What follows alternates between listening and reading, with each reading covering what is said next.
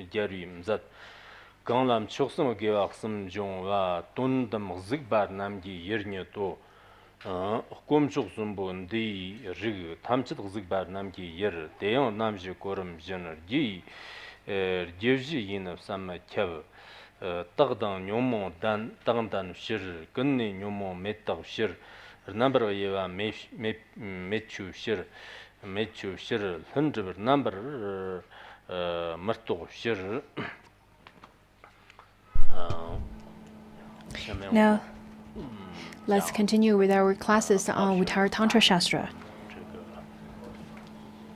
In fact, before the actual class, I would like to first address a few things.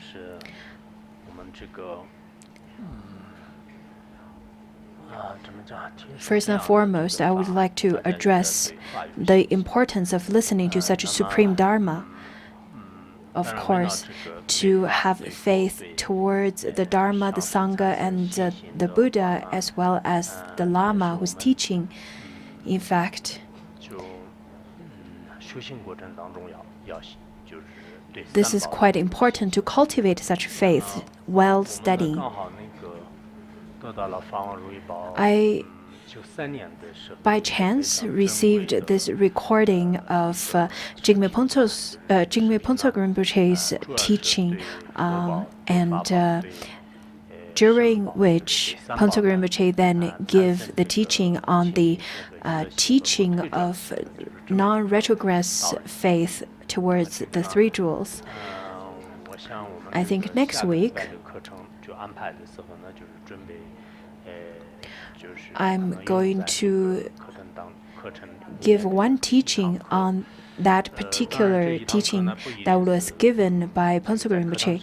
I'm not going to play the video during the class, but I will then give a short teaching of the Phuntsok Rinpoche's teaching, and then later on you will study on your own time.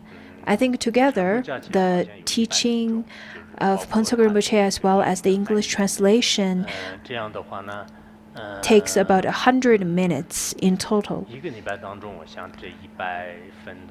I think you have 100 minutes in your a week of time. if you can't finish listening to the Ponsok Rinpoche's 100 minutes of video teaching, then I suggest you not. In fact, you cannot attend my class on next Wednesday. Next Monday and Tuesday, we'll have Vimalakirti Sutra, and on Wednesday, I will give teaching on the teaching given by Ponsok Rinpoche. I'll give a short explanation of that teaching, and then I think on Wednesday it is July 31st, and between July 31st to August 7th, I hope that everyone could either read or finish watching the entire video that has the content of the teaching of Ponsok Rinpoche. If you cannot finish,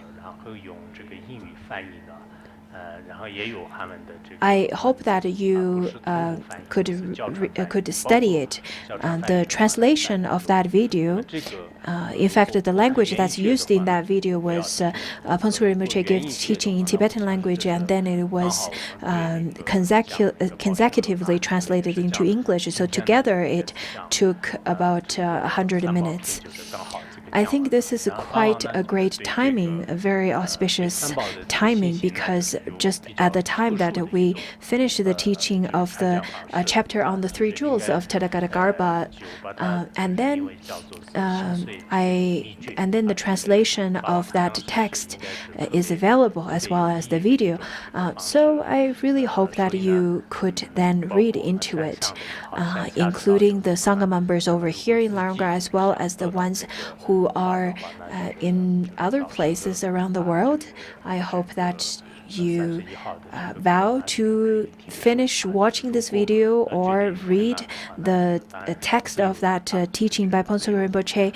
And then if you can finish that within 1 week, then you can take my class. You can listen to my class on Wednesday. I really think that in order to generate a long-term devotion towards the three jewels and have that long-term opportunity to study the Dharma, you really need lots of merits. Without merits, even if you are really good at other aspects in life, you probably won't be able to stay and listen and contemplate and practice the Dharma. They made a short clip, so I'll give you a short clip as the teaser of our class for Wednesday, as well as for the video recording of Ponsok Rinpoche's teaching.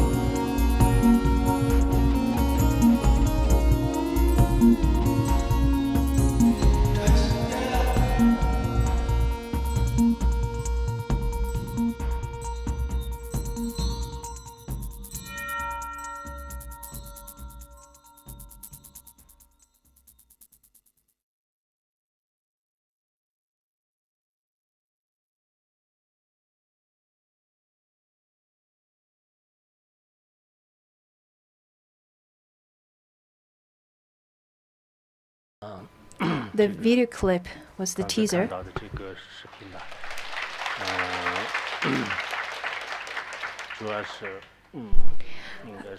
And this video recording was taken back in 1993, which was 26 years ago. That was the first time that he went to the West, to Canada, which included a few really precious video teachings, video recordings of the teachings by Phuntsok Rinpoche. And I really think that this is quite timely. Especially now we finished the studying of the jewel of Dharma and the Buddha and the Sangha. So in this teaching, Phuntsok Rinpoche gave the similar teaching of why it is important. And I think it's quite auspicious. Anyhow, my class will be on Wednesday to give a preview or a short introduction of it. And then Thursday and Friday we'll have the Uttaratantra Shastra class. During our Kshitigarbha Dharma Assembly, we will continue with our class. I think since we just resumed our class, I'm not going to stop my class. So my class is at the same timing. I'm not going to take a break from then.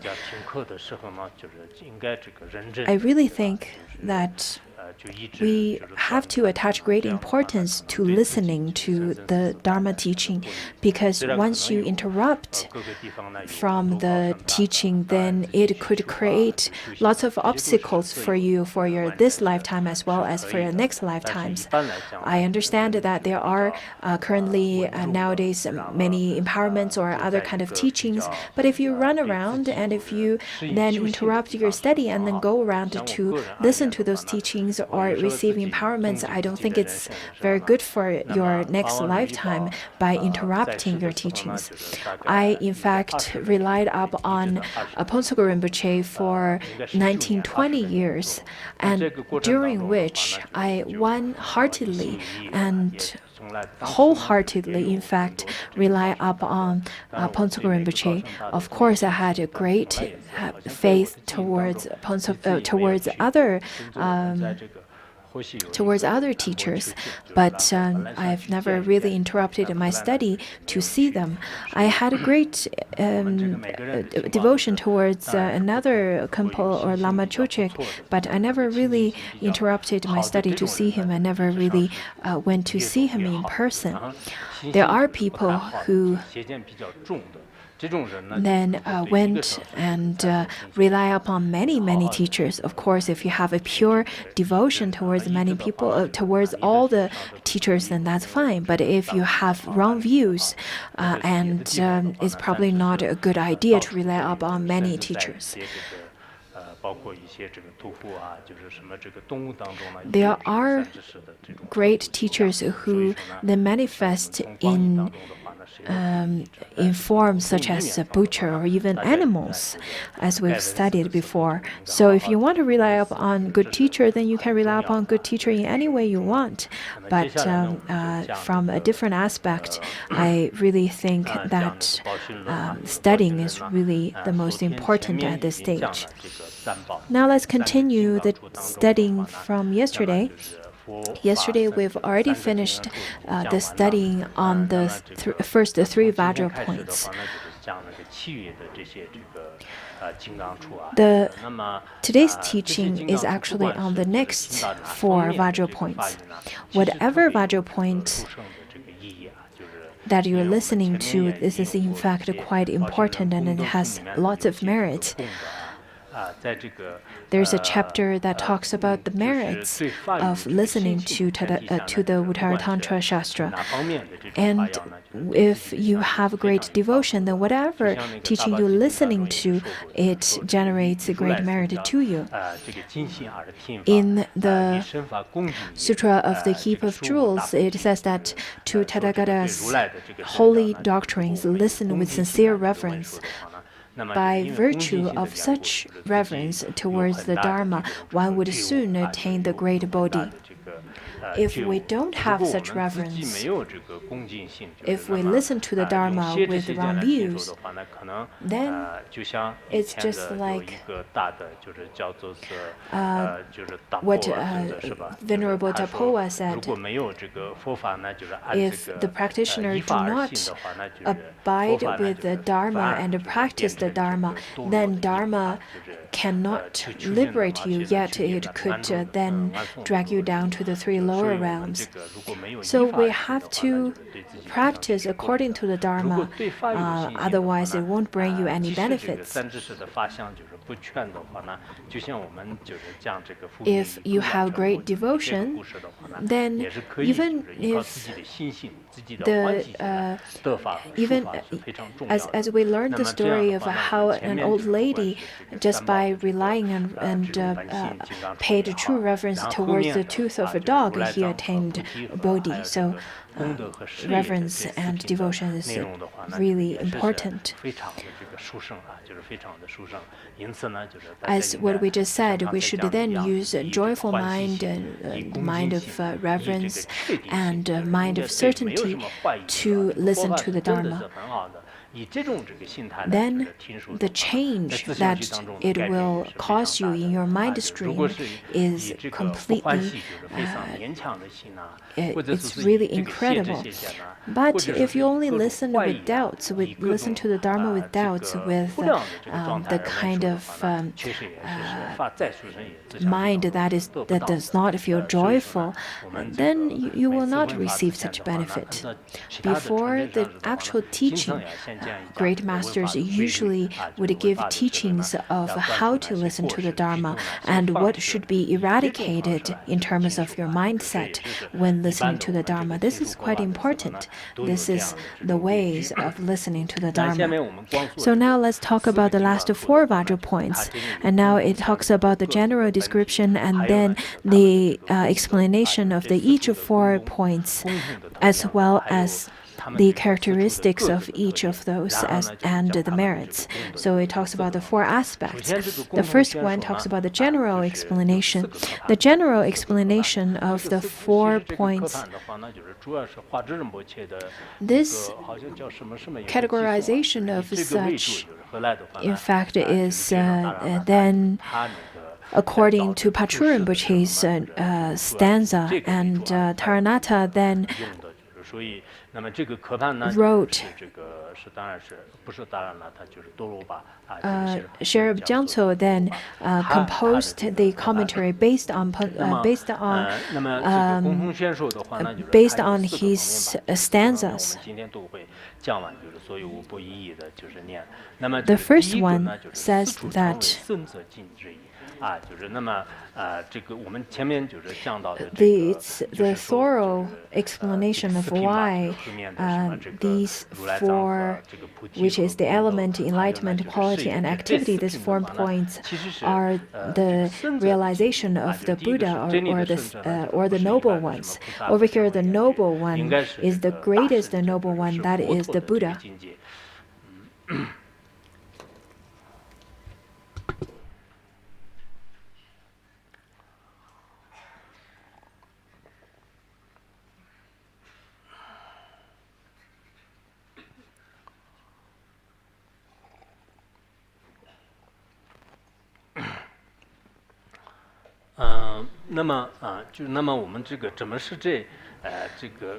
So why these 4 are the realization or the understanding from the Buddha, not the Shravakas or Patika Buddhas?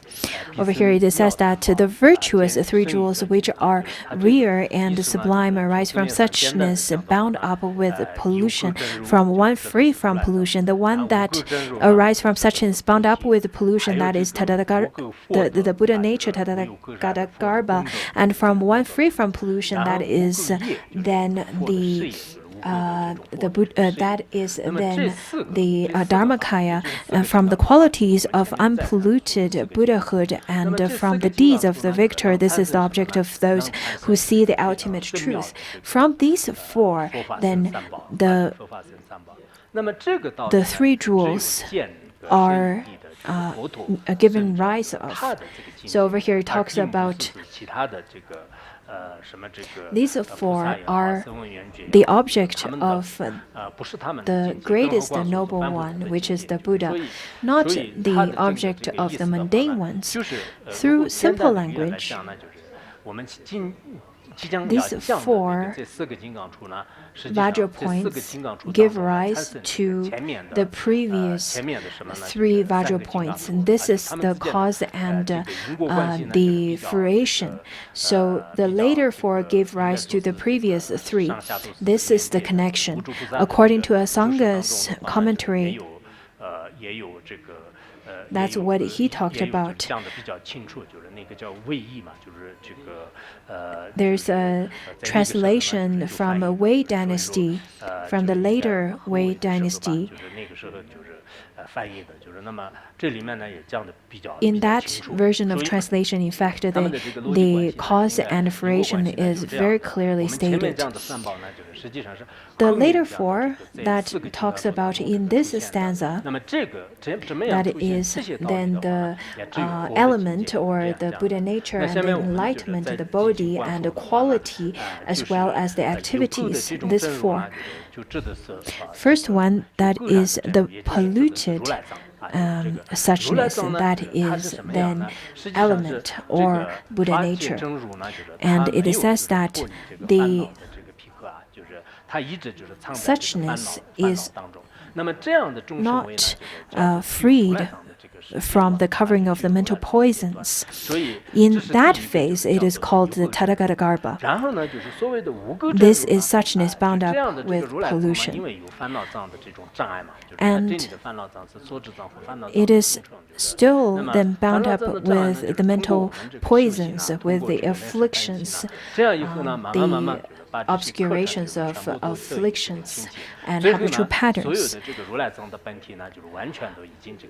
And after the path, then in the face of the level of Buddhahood, this Dharmadhatu, or this element, is called the Dharmakaya of the Tathagata. The level of a Buddha is characterized by complete change of transformation of state. In that, through cultivating the path, this Tathagata-garbha has become free from all adventitious defilements up to their very end. And then this is suchness free from pollution. What is linked with this Dharmakaya is the Buddha properties or the merits. And over here, the properties is linked with the 10 powers for fearlessness, 18 uncommon practices, and the fruition of devoid of defilement or fetters. And this is the 32 of them. And then the 32 characteristics of the Buddha. So the 32 characteristics are the form, bodies, fruition of maturation and fruition. That is the specific characteristics of the Buddha, of the enlightenment, the very specific to the Buddha. This is quite important to remember these terminologies, because if you do not remember these terminologies, then what's the point of studying?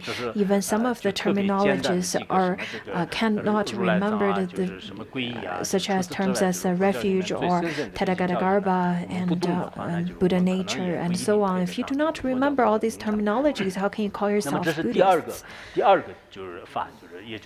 Next one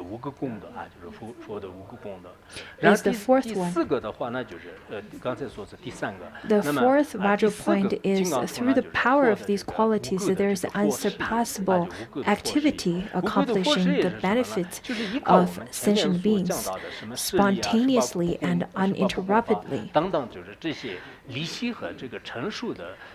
So with the power of these qualities that we talked about, such as the 10 powers and the 4 fearlessness and so on, then there is the unsurpassable activity accomplishing the benefit of sentient beings. I think you probably know the activities of Buddhists, of the Buddha. In fact, what is the main activity of Buddhists? that is to benefit others. So the Buddha's main activity is to benefit sentient beings. So through the merits of the Buddha, then he spontaneously and uninterruptedly benefiting innumerable sentient beings. The previous four are called the cause and conditions. The 4 points constitute the cause and conditions for the arising of the fruits.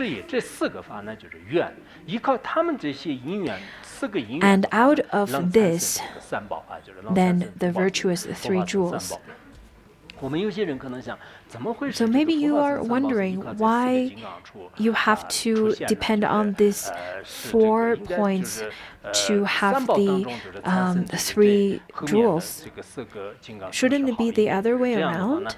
In fact, that's not true. In fact, we have to then first have the element that is the Buddha nature, and then after practice, then you will be enlightened, and then you will have all the merits or the qualities, and then you'll be able to perform the beneficial activities to help all the sentient beings. The Shravakas and Pradika Buddhas, they can benefit sentient beings, but not ultimately. The only one who's able to benefit sentient beings ultimately is the Buddha.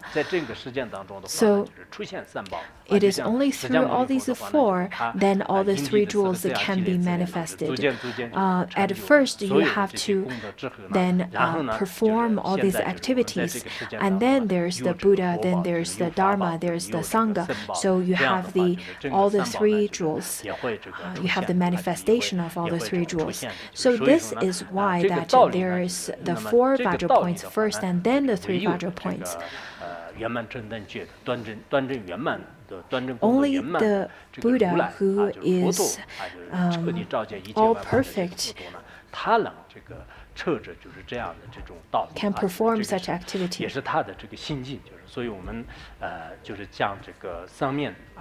For those of you who are listening to and studying to this Shastra, then I really think it's quite important to study this profound teaching. In fact, this is not that difficult. This is the basic teachings, theories that all Buddhists should understand. If you do not understand the Dharmakaya, Nirmanakaya, the Buddha nature, then how can you call you Buddhists?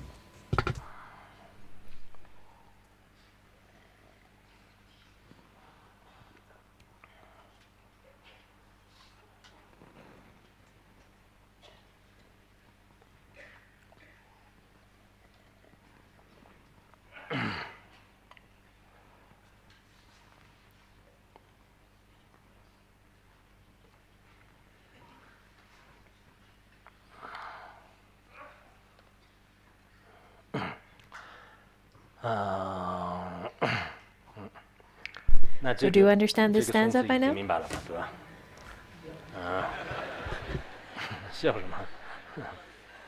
Yes? Who understood this? Oh, you? Okay, so you can give the oral presentation afterwards, during the after-class presentation period of time. So, the next stanza is explanation that they are inconceivable. The 4 Vajra points are inconceivable. Why? It says that the disposition of the 3 rare and sublime ones in object of vision of those who see everything. Furthermore, these 4 aspects in the given order are inconceivable for the following 4 reasons. So over here it talks about the given of the elements or seed or Buddha nature. The family name or the elements.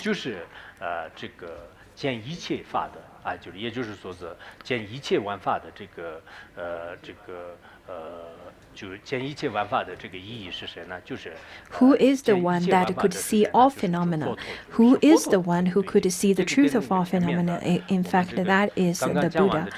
So this one basically explains the last two stanzas, or very similar to it.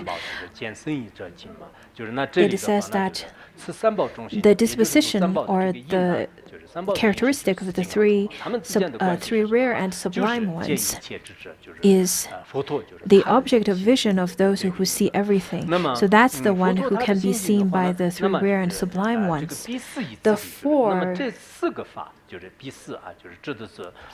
These four aspects are the element, enlightenment, quality, and activity, or it could be called the Buddha nature, bodhi, merits, and activity. So this is taught in the given order, and this given order are inconceivable.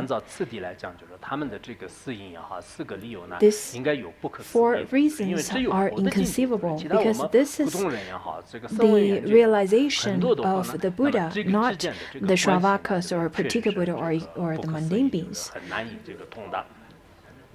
And the next one explains why they're inconceivable in an extensive way. What are the four reasons?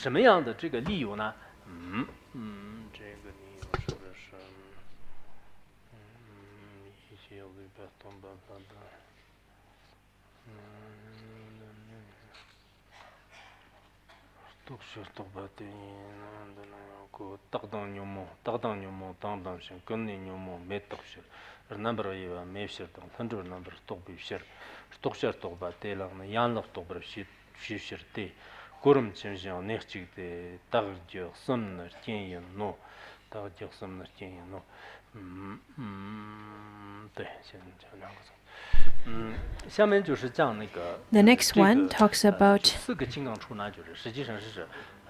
the inconceivable aspect of it. And in fact, many people said that since they started studying the Uttaratantra Shastra, they felt that they don't understand anything.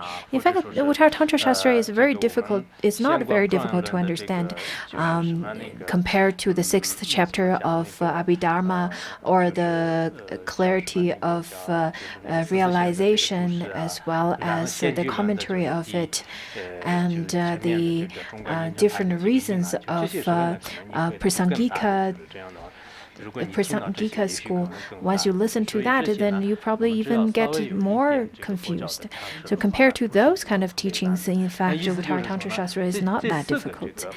Over here it talks about these four are not conceivable by the mundane beings or Shravakas and Pratikas. The first one says the Buddha element is pure and yet has affliction.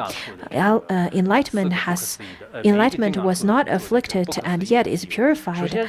Qualities are totally invisible and yet unapparent, and activity is spontaneous and yet without any thought. The first one talks about the Buddha element or Buddha nature is pure and yet has affliction. Everyone has this Buddha nature and is already pure. However, it is then contaminated by afflictions.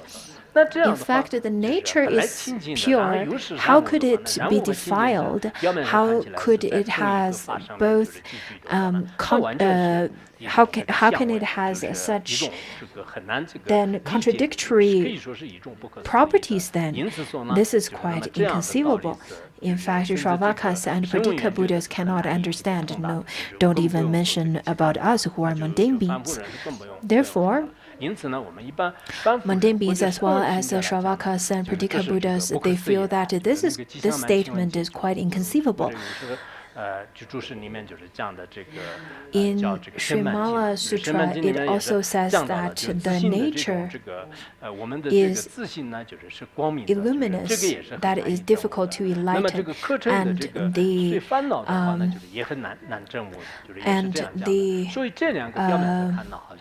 afflictions are also then pure, that is difficult to understand, that is inconceivable. So our nature is already pure, but it is then shrouded by afflictions. Just as the sky is all clear, but out of nowhere, the clouds would start together. In lots of the Mahayana sutras, they talk quite a bit about it, as well as in the Tathagata Sutra. It says that all beings through dwell in realms of samsara with all sorts of afflictions, possess the Tathagata that is eternally unsullied and replete with virtues, no different from my own. The Tathagata Sutra is one of the most important root text sutra. From the surface, it seems that all sentient beings are Buddha, naturally, but how could the Buddha have afflictions or shrouded by defilements? In fact, the teaching says that it is not controversial. It is not then in paradox at all. It's not contradicting to each other at all. The next one then says that the enlightenment was not afflicted and yet is purified. Enlightenment does not have any defilement on it at all. But this kind of bodhi or enlightenment is not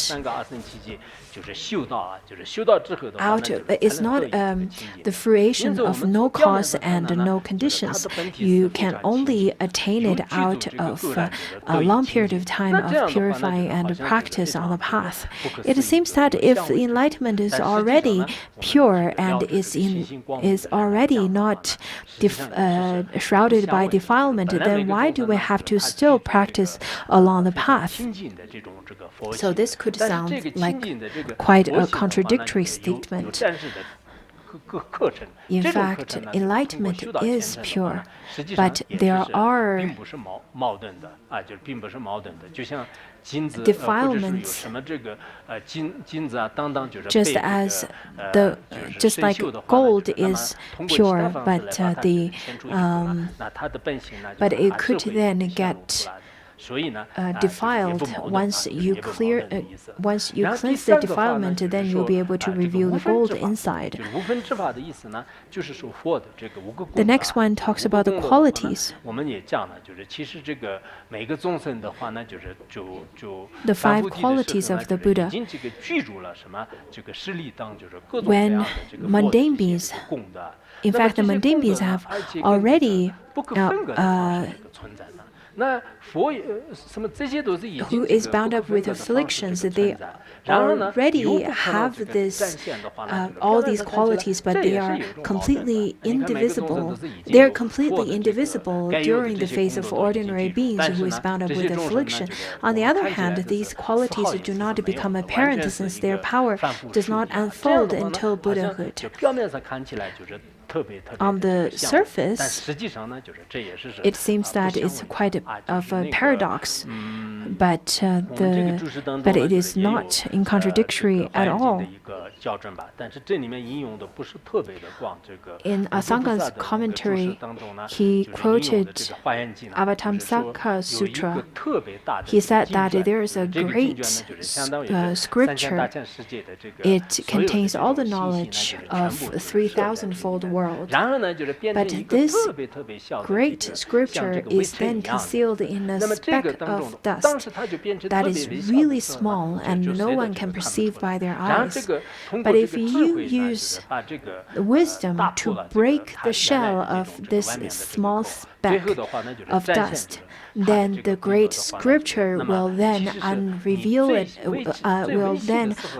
itself and unravel from this small speck of the dust. Through this metaphor, we can see that all sentient beings are already defiled by our ignorance. We cannot see all the merits and qualities that is already indivisible within us. But just like nowadays with the technology, in a very small chip, it could contain lots of data, but you're not able to see all the data within it if you do not use the correct technology, isn't it? But once you use it correctly, once you open it correctly, then you'll be able to see all the information, all the data hidden inside. So all the qualities are all condensed into a small speck of dust, so to speak. And it is hidden in your Buddha nature. And all the ordinary beings may appear to be the ones who are really defiled with lots of afflictions. In Avatamsaka Sutra, this metaphor talks about the undefiled qualities are already indivisible during the face of an ordinary being. But these qualities do not become apparent since their power does not unfold until Buddhahood is reached. For this reason, this meaning of qualities is inconceivable. It does not unfold. These kind of qualities do not unfold itself right away. But you have this quality that is indivisible from you, and this statement is not contradictory. The next one talks about the activity of a Buddha fulfills the wishes and hopes of disciples in correspondence to their respective karmic fortunes. The Buddha, in fact, is not deliberately making an effort to benefit sentient beings. The Buddha spontaneously and uninterruptedly benefits sentient beings, just as the Buddha would manifest the way that sentient beings would be able to receive the Dharma, just as if the sentient being, a particular sentient being, enjoys listening to class, then the Buddha would manifest himself into the teaching or manifest into the numinous penetration if the person is very much drawn to that aspect of teaching. But the Buddha, on the other hand, did not deliberately to tailor the teaching to specific individuals. In fact, the Buddha spontaneously accomplished such kind of effort to such kind of activities to benefit sentient beings. The Buddha doesn't have any intention or doesn't have any deliberate effort to make such differentiation in order to tailor the needs of sentient beings. Rather, it is spontaneous. The Buddha does not have such thinking that, oh, this group of people are ready, then I'll teach them Dharma. That group is not ready, therefore I won't. That's not how the Buddha taught or benefited sentient beings. In the sutra taught by the Buddha and Nirgrantha, it says that working with all sentient beings, I regard them impartially due to their varied capacities. I offer them different teachings. Because of the sentient beings have different capacities and are matured differently, therefore, the way that they receive the teaching and the amount that they receive the teaching are different. But the Buddha doesn't differentiate between how much effort he makes or how much he would offer to the sentient beings. The Buddha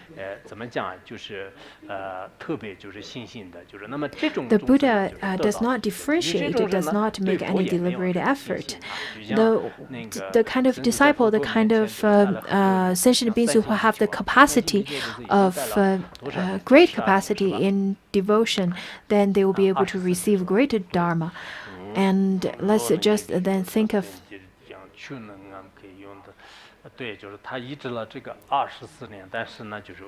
Let's just think of the cousin of the Buddha. He relied upon the Buddha for 24 years, but he did not see any of the merits from the Buddha. Rather, he thought that I have not much of a difference from you. And for such kind of being who had stayed with the Buddha for such a long period of time did not receive any of the benefits, only because of his own capacity. But from the aspect of the activity of the Buddha, in fact, his teaching is spontaneous and uninterrupted. According to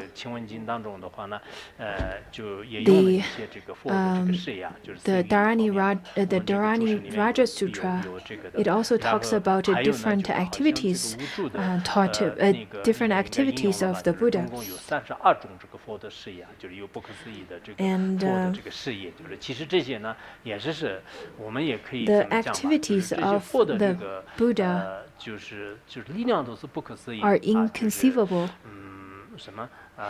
The merits of a Buddha is not conceivable.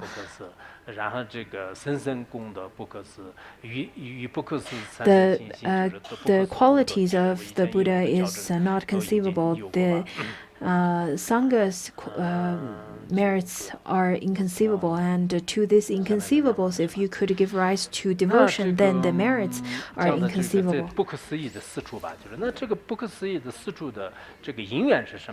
The next one talks about the cause and conditions of such four characteristics, or the talking about the cause and conditions for these 4 points. Constituting what must be realized, the realization is realization is attributes and the means to bring it about. Accordingly, the first is the cause to be purified, and the later 3 points are conditions. What is the cause and what is the condition? During the ornaments of the Mahayana Shastra, it has great logics inside.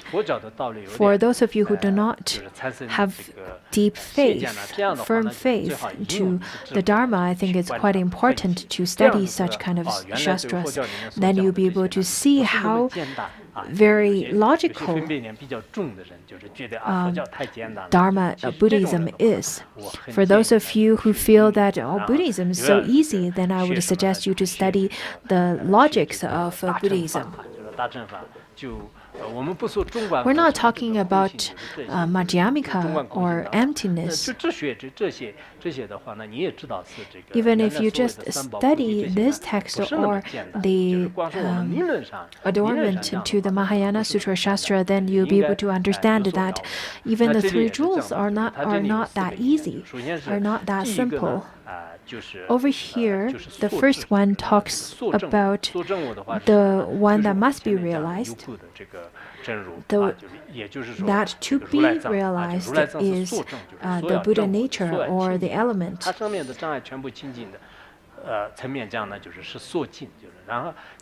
From the nature of it is that it is to be purified, and from the aspect of enlightenment, then it is that to be realized. The next one then talks about the nature of enlightenment, which is Bodhi. The nature of Buddha nature is Bodhi. And what is the merit? The merit then is its attributes. After attaining Bodhi, then the attributes, that is the merits, such as the merits of the fruition of being free from all the fetters and fruition of maturation, then will naturally manifest. The next one is bring about realization to sentient beings, that is the activities. To the ones who are practicing, you're probably just visualizing enlightenment as something that once you attain enlightenment, you just enjoy a really peaceful and happy life. That's not true. Sometimes I worry that not many people would listen to Uttaratantra Shastra because it's a bit difficult. People would rather listen to some very practical advices and practical teachings. Then you can use it onto your personal life and relieve your tension and your afflictions. When it's not that practical to use, you won't listen to it. But this is not true. You have to understand where you're going first. Therefore, Uttaratantra Shastra is really important to listen to. So over here, this stanza talks about the causes and conditions. The first one, that to be realized, which is Buddha nature, that is the cause. And then the next three, which is Bodhi and attributes as well as the activities, these are the conditions that could then give rise to the three jewels, to the three larger points. And the next one talks about short explanation of the meaning of the element, and then talks about the meaning and the merits and the activities. And over here, this part then give this summary of the next 4 chapters. So the first chapter that we're going to learn is the element or the Buddha nature. The second one is the enlightenment, the nature of Bodhi, or nature of Buddha nature. And then the third chapter is on the attributes, which is the merit, and the fourth one is on the activity. You should know this very clearly, otherwise you won't understand the framework, the basic framework of this whole Shastra. During our after-class presentation and discussion group, I noticed that some of the group leaders, they were very active, and then they were actively asking questions. I really hope that this kind of active questioning and answering could be this kind of method could be adapted so that people could really receive benefits from the after-class discussion.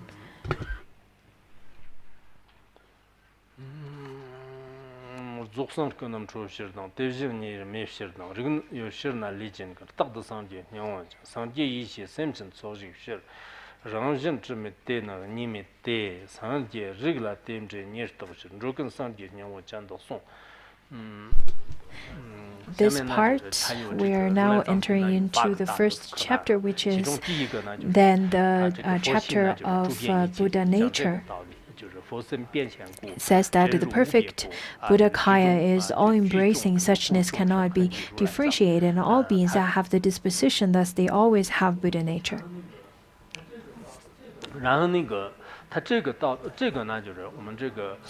In the Lion's Roar of Tathagata Shastra by Mipham Rinpoche, he explained the Buddha nature. In fact, other people had explained Buddha nature before as well, but according to Mipham Rinpoche, the way he explained Buddha nature is very different and very prominent. And I've studied it many years ago, but I still can vaguely remember the teaching of it. And in this Shastra, he used this stanza to explain, and rather he extensively explained Buddha nature according to this stanza. The first over here, these 4 verses or 4 sentences talked about the 3 analytical reasoning. The first one is the first verse or first sentence talks about the principle of dependency that talks in terms of creation, and the second sentence talks about the nature of phenomena, and then the third one talks about the principle of causal efficiency. Because the first one talks about from the creation aspect to the cause aspect. If the Buddha could then attain Buddhahood or the Buddhakaya, then it must have a cause. So from the creation, we'll be able to then see that there is a cause, and the cause is a Buddha nature. The first, so this kind of reasoning is principle of dependency. The second one talks about the suchness cannot be differentiated, and all beings have this disposition. So this kind of suchness had never departed. And this reasoning that is used over here is the nature of phenomena, just as the nature of things is never separated from the phenomena itself, just like water has the nature of moisture. So all sentient beings then has the nature of Buddha or Buddha nature. This talks about the nature from the nature aspect. And then the third one talks about the cause, which is the seed of being enlightened. From the biography of Buddha, we'll be able to see that the Buddha, during his causal stage, either let him be a prince or being whomsoever, he had that seed of Buddha nature, and because of that, then he attained enlightenment. So this one is called principle of cause. And due to this cause, you'll be able to have the fruition. Through these 3 analytical reasoning, we'll be able to see that all sentient beings has Buddha nature. And through Buddha nature, you'll be able to attain enlightenment. This is very reasonable.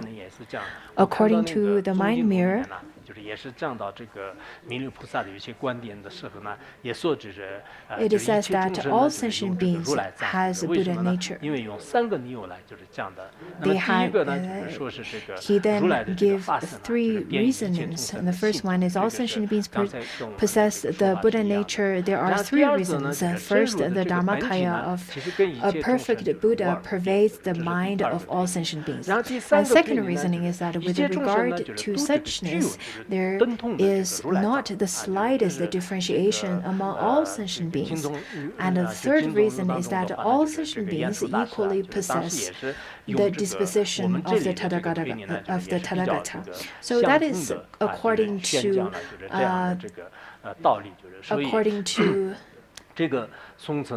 the Zen master of Yunming. He gives these 3 reasons as well. So each and every of the sentient beings has Buddha nature. This is not only analytical reasoning. In our own practice, we should be able to see, we should be able to understand that everyone has Buddha nature through the creation aspect, the nature aspect, and the cause aspect.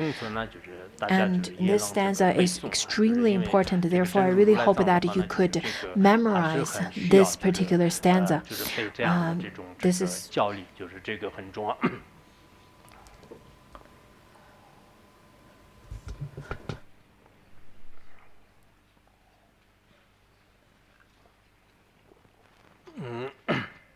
It's quite important to remember the scriptural teachings and to be able to memorize it. In the Great Perfection of Manjushri, it says that we are constantly with the Bodhi, but without knowing it. There's a great master in mainland. His name is Fodashi, and he said that each night one embraces the Buddha while sleeping, and each morning one gets up again with him. We're often with the nature of mind, with the Buddha nature. If we know this, then we'll be able to review or see such Buddha nature very simply, very easily. But most of the time we don't understand, we don't see it. And because the nature has the capacity, has this function to be able to give birth to enlightenment, just as the seed has the potential to give birth to flowering and budding, then you'll be able to get enlightened because you have such nature. In the praise of Dharmadhatu, it says that if this element exists, through our work, we'll see the purest of all gold. Without this element, despite our toil, nothing but misery will produce. Similarly, because sentient beings has Buddha nature, we then practice virtuous deeds, we engage in Dharma practice, and then our Buddha nature, our enlightenment will then manifest. Without such Buddha nature, then how could sentient beings get enlightened? Just as if there is gold mine in the mountain, then you can dig and then you'll be able to get gold. But if there's no gold in this mountain, doesn't matter how much you dig, you won't be able to get gold. I often think to myself that there are people who are not that sharp per se, but as long as they continuously to persevere and study and practice, then they will progress along the path. Even animals, if you continue to train them, then some kind of insight or some kind of changes in behavior will occur on the animal. Some scientists, I think majority of scientists, they don't understand why sentient beings could progress. People only find reasons from the aspect of DNAs and all these kind of reasonings, but they don't understand from the aspect of previous and past lives. If they can study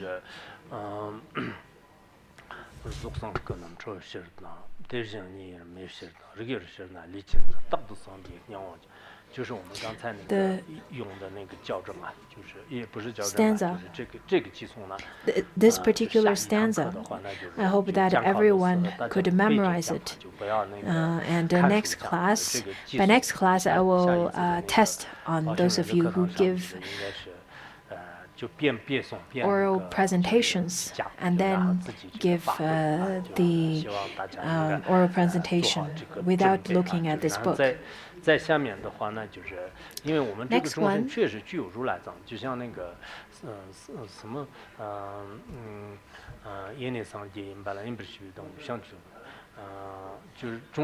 All the sentient beings are already Buddhas, but because they are concealed by the adventitious stains, when their stains are purified, their Buddhahood is revealed. This is according to the Uttaratantra.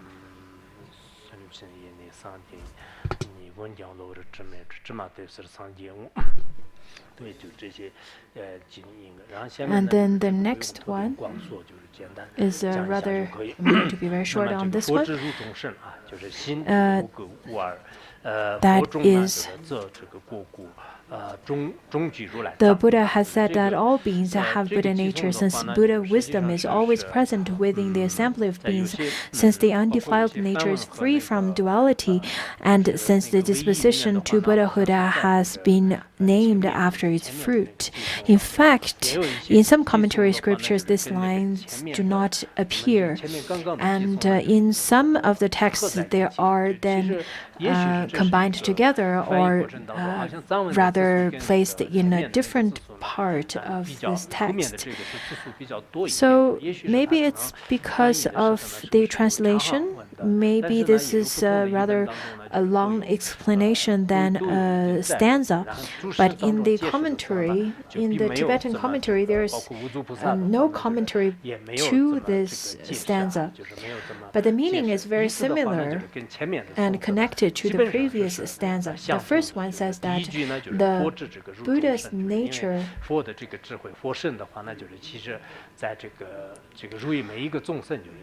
is in all sentient beings.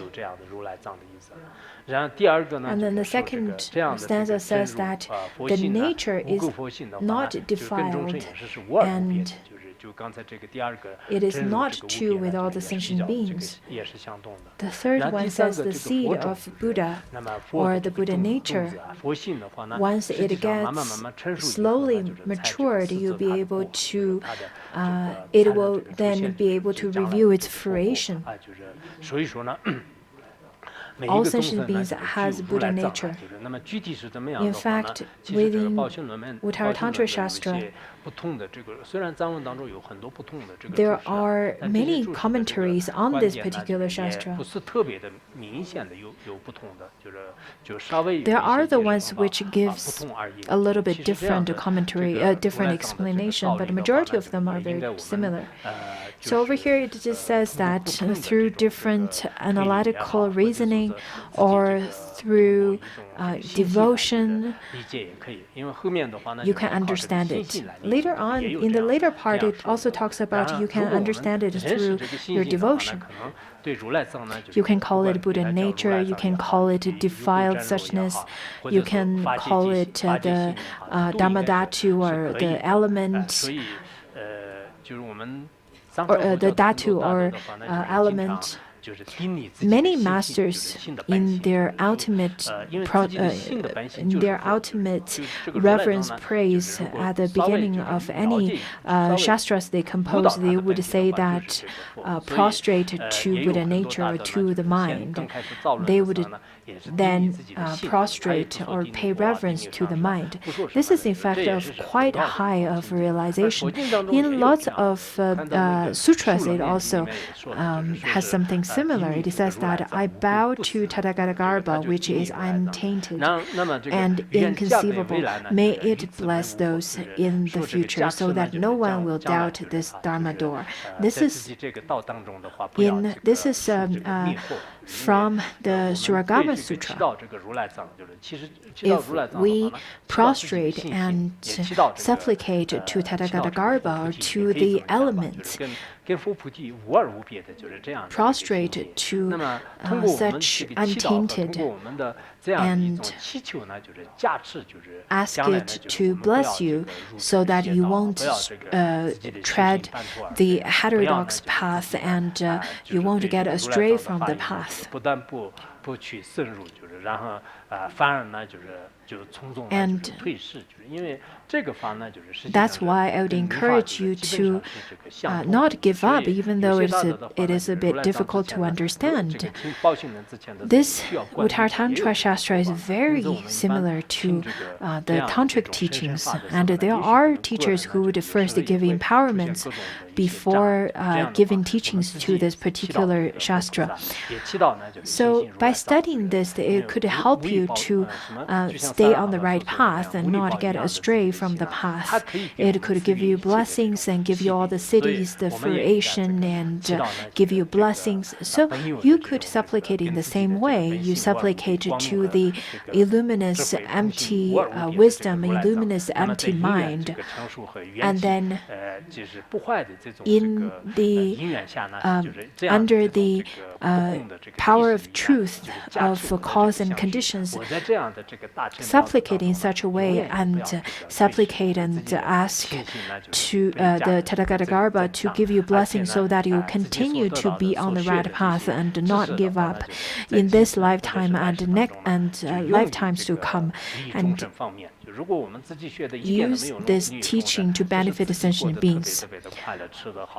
Unlike some people only wish for happy life, joyful life, and enjoy all the eating and all the materialistic lives in this samsara, this is not the right way of This is not the right aspiration of studying this Shastra.